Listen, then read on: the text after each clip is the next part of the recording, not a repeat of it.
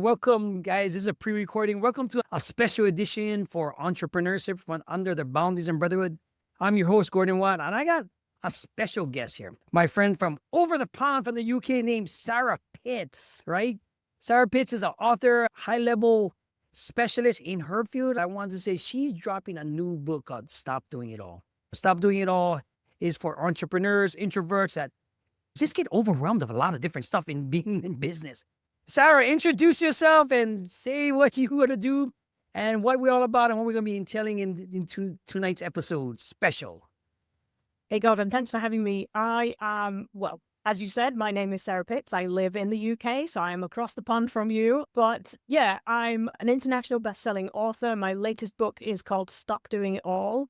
It's for entrepreneurs, solo business owners particularly, who just get overwhelmed with all the stuff that they have to do and all the productivity and all the rest of it. It's like, how do I get more done? Because I feel like I'm just spinning my wheels all the time, or I'm stuck in the busyness of my business. So it was really a case of how do I tackle that without being like all the rest of the productivity books that are all like, oh, just check more stuff off your to-do list. I'm like, well, if I could do that, then I would, but there's obviously a reason why I'm not doing that. And I keep getting this overwhelmed feeling, I've been in business for over 20 years myself. I've been trying to be online for over 10 years. And if somebody had told me right at the beginning that I would have to learn 15 other jobs in order to do the thing that I really love doing, I just would not have bothered, It's like, oh, come on, really, please. Do we just get so good at learning all this other stuff? Then how can somebody else possibly do it as well as I can? Or they don't know my business as well as me and all of that kind of stuff. We have these conversations with ourselves. So really, this is that book that kind of tackles all of that, but from a really different angle. If you're a business owner, you know the overwhelm of what it needs, marketing, how much you're going to spend, the budget, the videography, with all this new stuff going on. A lot of this stuff is overwhelming, and you forget about taking your business, doing the part of business, like Sarah said. This is why she wrote this book, because her story was she was so overwhelmed at one point that she just wanted to shut down, right? And if you wanted to shut down, let me ask you this question. What do you believe, without giving the contents of the book? Guys, if you don't have the book, guys, I got the book. Look at this. Oops. I got the book. It's right here. Stop Doing It All, right? What do you believe are the primary causes of overwhelm in this business solo entrepreneur world? Well, really, productivity and overwhelm comes down to confidence and doubt, right? Ooh. Like I said, they're all talking about checking stuff off the list and just, oh, get over yourself and just get it done and, all that kind of stuff. But I mean, I'm not very good at reaching out to other people. I'm not very good at being out there in the world. So this is a challenge for me, obviously not with you because you're my friend, but, putting myself out there and doing the promotion side of my business is something that I've always really struggled with. And I know a lot of solo business owners are the same because we love doing the creating. We love helping people. And we Right. feel like the promotion side of things is just sleazy and selling and it's not very genuine and all that kind of stuff. And I realized not that long ago that the reason I wasn't doing all the promotion stuff was because I didn't feel safe in the audience that I was trying to sell to.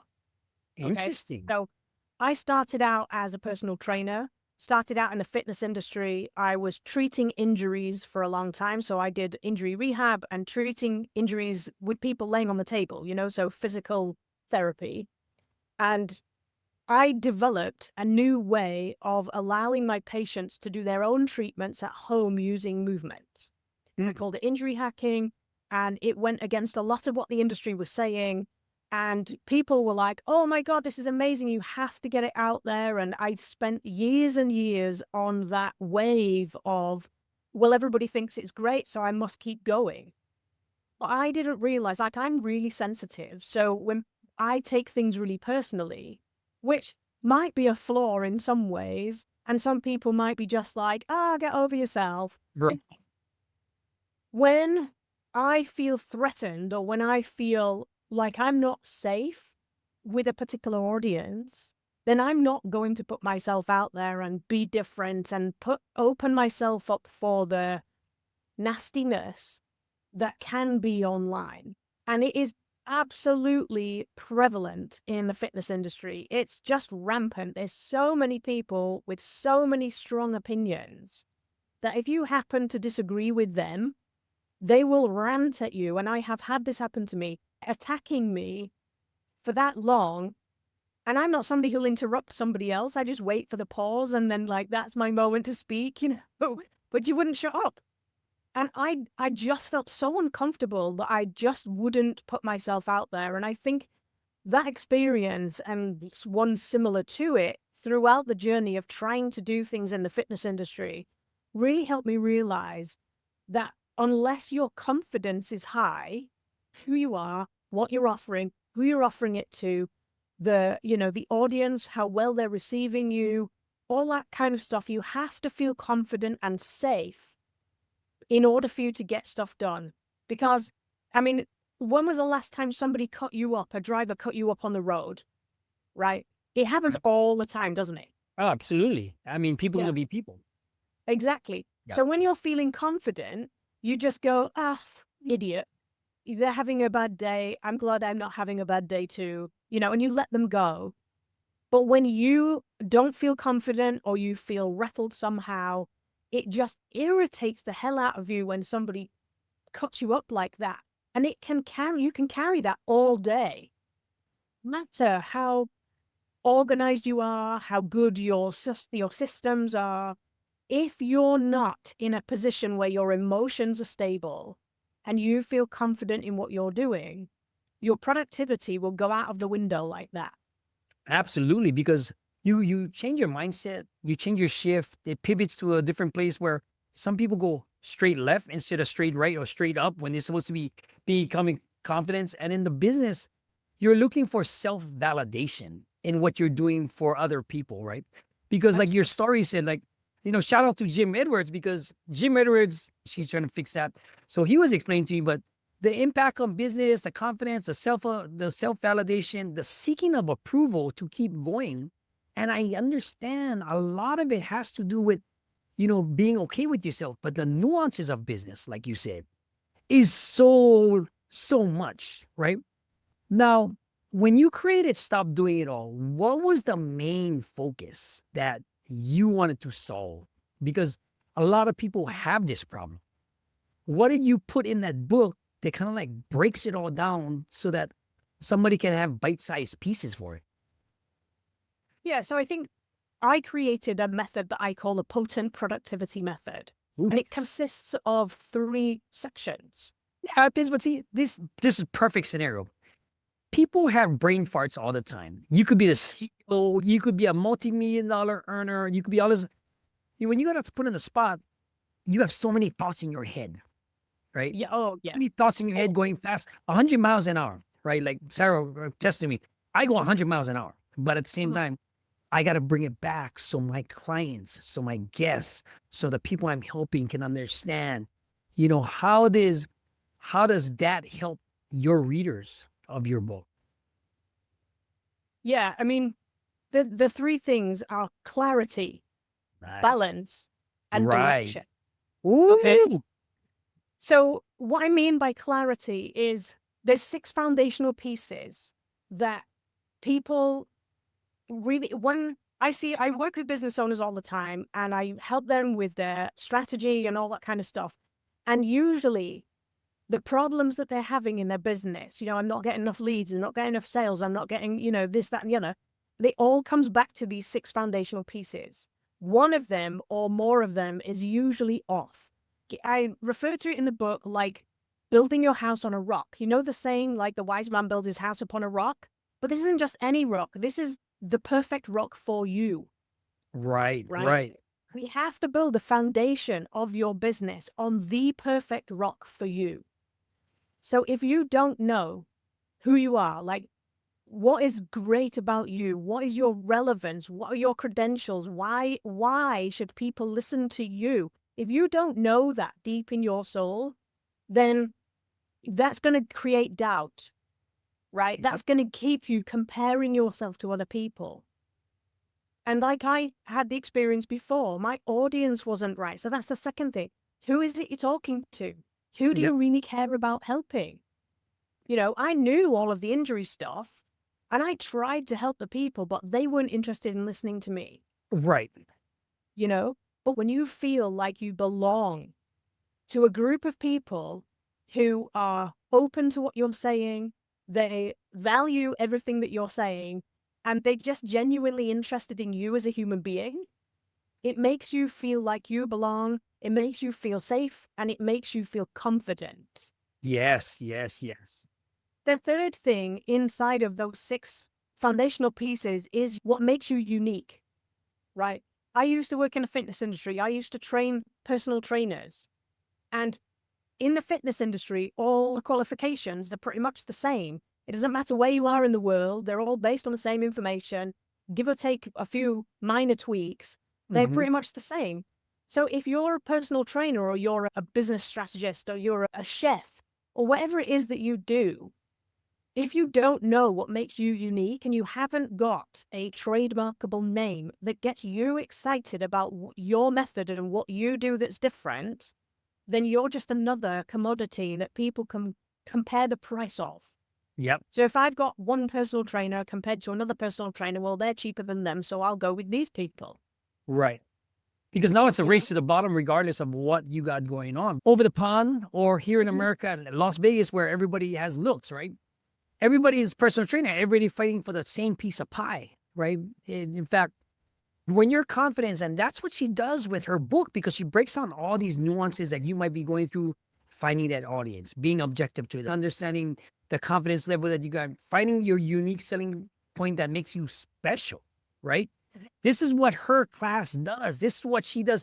And she did it for the fitness industry. Can you imagine what she can do for in the business world, knowing what she does on the back end of it all, right? What kind of patterns are you seeing now in the marketplace? Yeah, so I'm seeing the same patterns over and over. And it's the people are, solo business owners particularly, are stretching themselves, right? We push Oh, our boundaries all the time, don't we? And it's all the areas of life. It's taking on the work. It's dealing with the family. It's taking on projects at home. It's doing these things all at once. And then all of a sudden, one extra thing kicks in and everything just crumbles because oh, they say it's the straw that broke the camel's back, don't they? yeah, So it's just taking on so much. And as a solo business owner, you can't do everything yourself. You know, they say it takes a village to raise a child. mhm, That child grows up and still needs a village. It's just the village changes. They mhm, need different skills to true. help support them. You know, you talk to any successful business owner or athlete or anybody, and they never do it all on their own.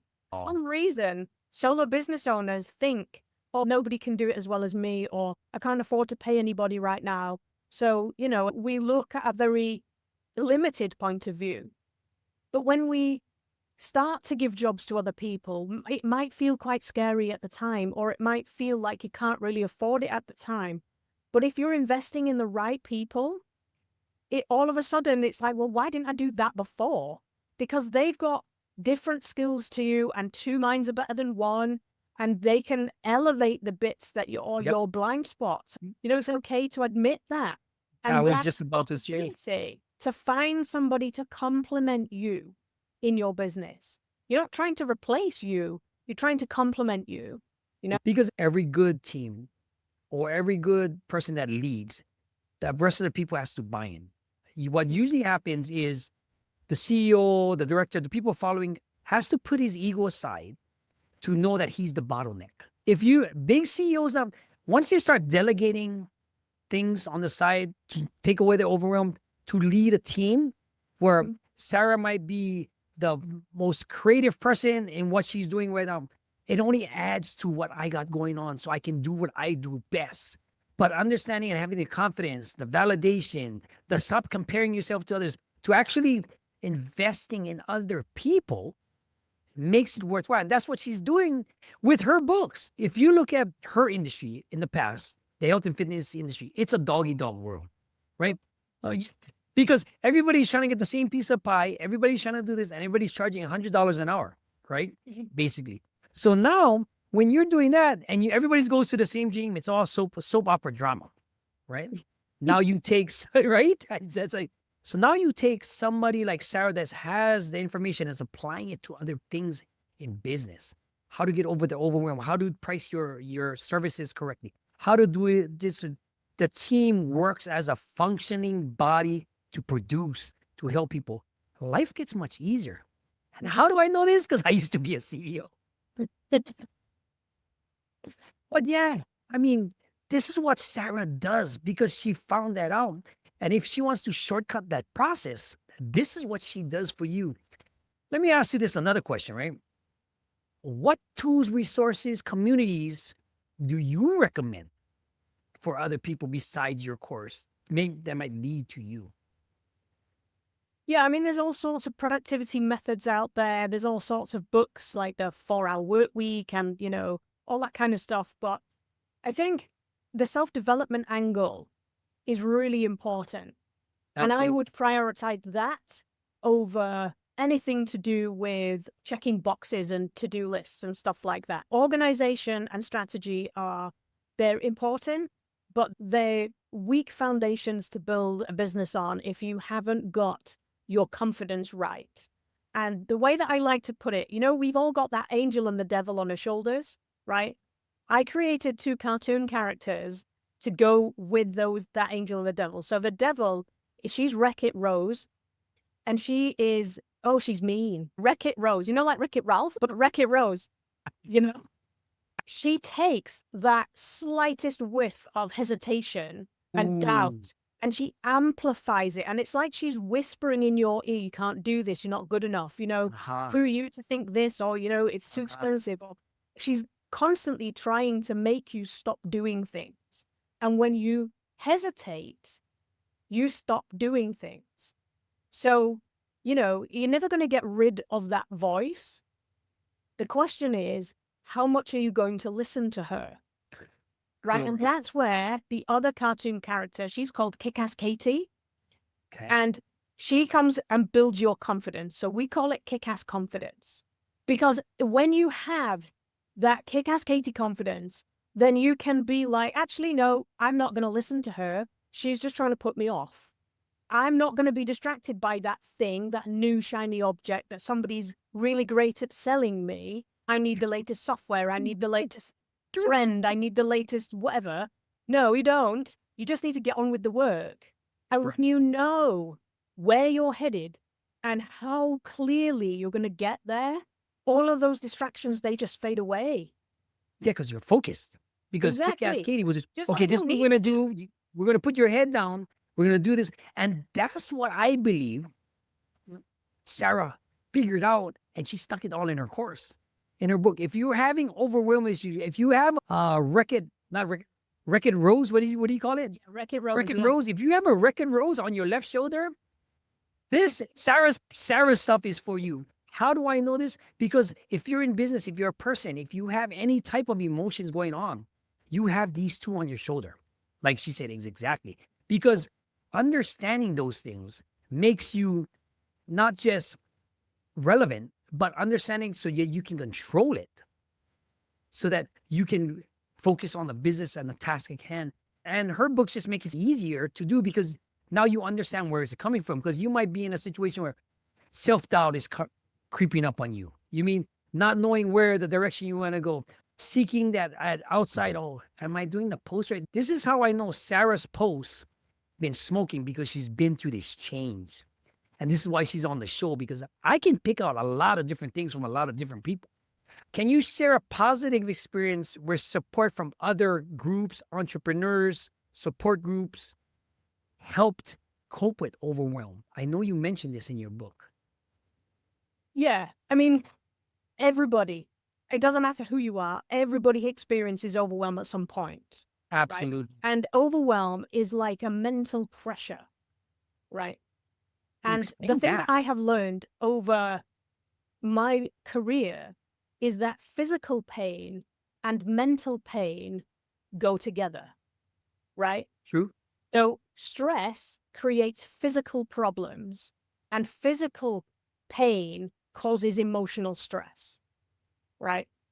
I was True. taught when I was doing my manual therapy course and my physical therapy course that if you don't know what the cause of the problem that you're treating is, it's usually emotional stress, True. right? So there's no logical physical thing that happened, like no impact, no trauma. It's usually emotional stress that's causing it, is that buildup. So a lot of people think that focusing on the emotional side of you as a person and concentrating on building up your confidence is somehow soft or it's not very important. But if emotional stress has the power, your emotions have the power to change your physical makeup, right? They can create illnesses in your body. They can create pain in your body. If your emotions are that powerful, why would you not want to harness them in your business? Absolutely. Absolutely true. And it Because doesn't matter which group you go to, nobody is talking about that. They all talk about, oh, well, I can teach you how this method works, and I can teach you how to check more stuff off your list, and I can teach you how to build websites or, do business strategy or whatever it is. And those things are great. But if your fundamental emotions are not in a good place, then it won't work. you'll just end up feeling either trapped Yeah. or you'll quit. And it's the same thing with anybody trying to start a business. I get both me and Sarah both get the overwhelm, the stress. The stress of losing sleep, what keeps you up at night, all these other things that are, you got to learn how to take care of yourself emotionally first to get that confidence, like you said, and learn how to put those things aside in a way that you can control and harness that energy, the way I see it, right? Now, Yeah. a lot of the times, people say, I got to get this product out, the supply chain, especially with what's going on in the world right now. How do you find a balance in between that emotionally and physically if both connect to each other in business? Yeah, it's funny you should say that because I was talking to somebody the other day and we were talking about your network being your net worth, right? So you may have heard that saying before, your network is your net worth. And loads of people see it as a financial thing, right? So they create a network of people who they think can help them build a business, or they think they can introduce them to people who are going to buy their stuff. What I Right. realized this year is that I need to build a network of people who build up my sense of worth. Okay. So I realized that I need to build a network of people who build up my sense of self-worth. Beautiful. So it's not how much money they can bring me, it's how much confidence they can bring me. And when they bring me confidence, the money follows. Absolutely. Sarah hit it on the head, guys. If you're going to watch this on the replay, this is what entrepreneurship is really about. You get yourself right, you help people out, you solve a problem. Money is the end result of what you provide for everything else. But you have to be confident in everything else that you do. There's certain skill sets you have to learn, absolutely. But at the same time, you need to have the confidence level, the security of you emotionally, because people will catch your vibe. If you don't get your vibe, you're through. It's like, I'll tell you my secret, right? My secret is I'm the brokest millionaire out of all my friends. And my wife Angela's like, how come they have this, but we don't? Is it because I choose to be the person I am now because I'm happy, right? Money, I said, when you get money and stuff, the certain type of stresses and stuff that we got going on is going to change. My answer, how come, why don't you just ask him? I said, no, because we do things different. I have another friend with a trucking business. We watch his kids. We go to his house. He lives in a $3 million house. He gives me the keys for it. It's like, that's just, because it's like, but the happiness, the confidence, it's not what I'm going to take from everybody else to help me in my position. That's a young person's game.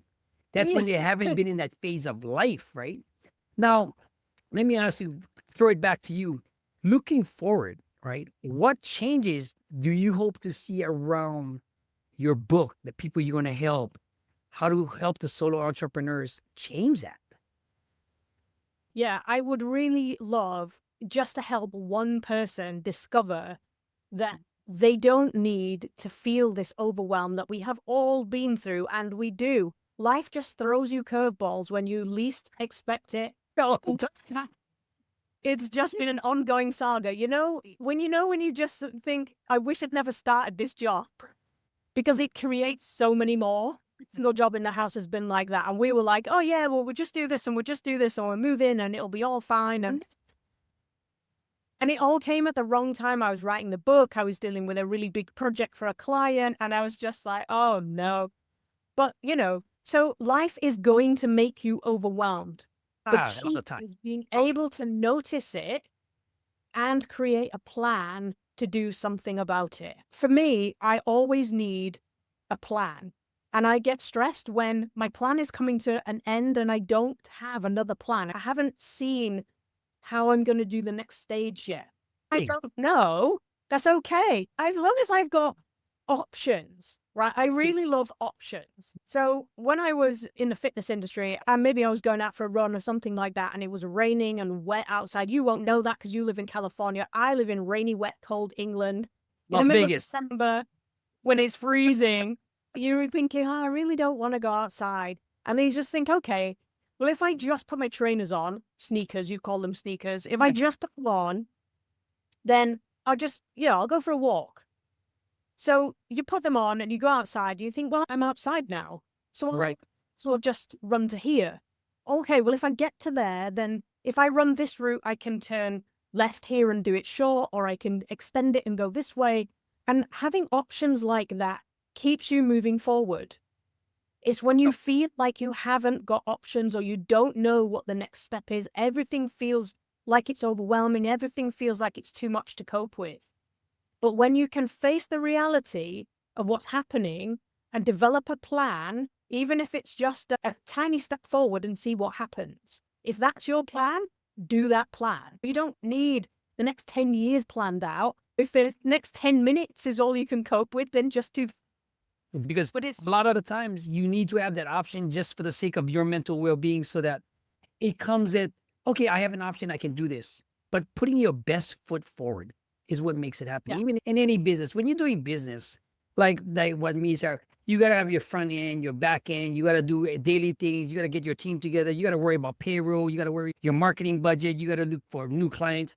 You have overwhelmed besides life and your relationship with your spouse or your partner, whoever it is. And throw kids in there like I just did. Oh my goodness, this thing turns into Let me ask you this a pertinent question, really, really important, that's been bothering me, right? What problems does stop doing it all in your courses will solve? It just helps you to get rid of that overwhelm Nah. and just, it's like you get rid of the overwhelm. You can successfully offload tasks, right? Because most people think, oh, well, I can't do that. I don't know how. I've never done it before, or I've had a bad experience before. It's like, how do I do that successfully so I don't need to worry about that? And then just simply focus on what you love doing. Why did you get into business in the first place? Correct. What have you been distracted from? Like my sister, she's a dance teacher and she was going to quit. She's been teaching dance ever since she was 16. So she was really feeling overwhelmed with her business and she was ready to quit. She was going to try and sell it on to somebody else, a local competitor. And she said to me, I can't deal with all of the emails, all the text messages, all of that stuff. So I created a system for her that use, for the website to do all of that for her. So it took a whole bunch of work off her, took all the stress away. And what she realized was it wasn't the business that she didn't like. It wasn't the dancing teaching that she didn't like, all the admin that she didn't like doing. See, that's She was another not whole quit thing. business because she thought it was the whole thing. Yeah. But when it away the stress, she got back really interested in the business. She got really excited about the business, and now she's growing the business. Wow. She's just taken on a new teacher and she's expanded into a new area. That was just from taking away all of the stuff that was overwhelming her. It Yeah. helped her to think more clearly and understand what it was that she truly wanted from her business. I mean, I completely get that. Like, even for a young, aspiring entrepreneur just getting started out, you might be in your 20s, might be 25. You might be, in fact, you might be a veteran entrepreneur trying to get into something because you might have a side hustle that you might have going on right now. We've been through the rocks, like scraped. My face been scraped on the asphalt. That's how it's been. And Sarah's been the same exact thing too. But you understand, the point Yeah. she's make is so relevant to everything going on with her mask, with alleviating the pain of the admin work, alleviating the pain of a funnel. She might not know a lot of different things, but at least she can guide you in a way that will help you understand the emotional aspects so you don't get the stress, so you don't overwhelm yourself, so that you just don't want to quit. Right? This is what she's done. And it's been years in the making. If she's been doing it for years and she's solved this problem for you, what would that be worth for you? Because now we're selling the dream of how about you run a business following the same blueprint without the crap, the emotional crap that comes along with it, or at least having some answers before they even happen, right? How would you illuminate some of the problems that some aspiring entrepreneurs might rise, and then they can pick up your book or your course and say, man, I'm ready for this. Give us some insights. A lot of the entrepreneurs that I work with, they may not even consider themselves to be entrepreneurs because a lot of times they have spent a career like I did in a completely different industry. And they're top of the game. Maybe they've been in a job for a long time, and maybe they've come to retirement, or they have a change of season in their life for some reason. Maybe they're coming to redundancy. Maybe they've just decided they want to change.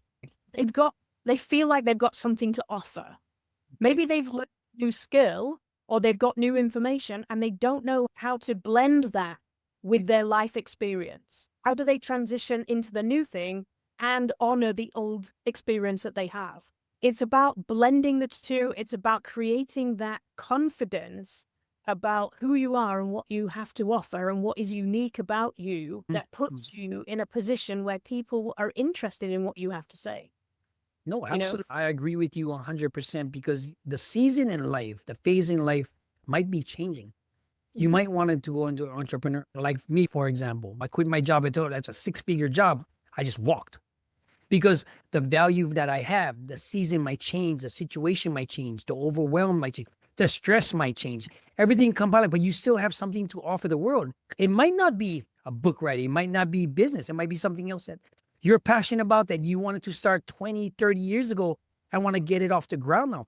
This is what me and Sarah do for other people, right? Whether you're looking at somebody that's been there, done that, but want a direction. This is what stop doing it all means because you're going to want help. Why not get the help first? You have a guide.